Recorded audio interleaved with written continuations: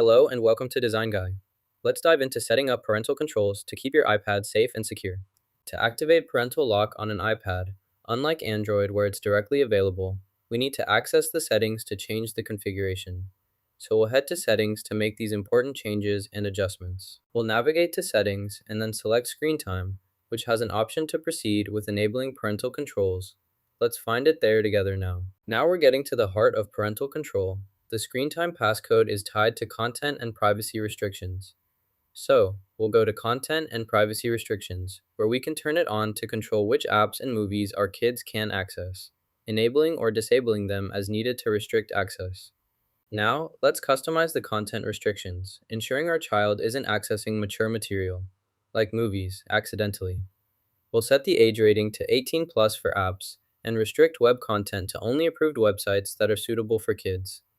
This way, we can control what they can and can't access online, including making payments and other sensitive actions, giving us peace of mind as parents and a safer experience for our child.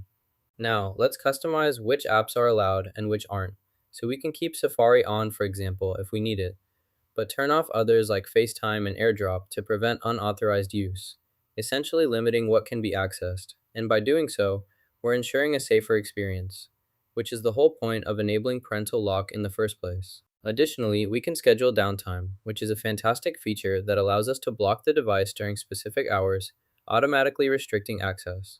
This means that even if someone tries to use the iPad or iPhone during this time, it will be unavailable.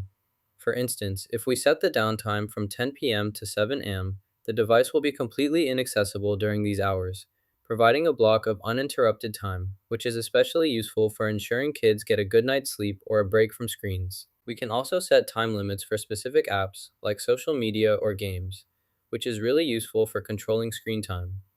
By selecting the app, we can set a daily limit, for example, 1 hour, after which the app will be inaccessible, helping to enforce healthy usage habits and reduce distractions. By doing this, we've successfully set up our parental control features now completely. Enabled parental lock. Now like and subscribe.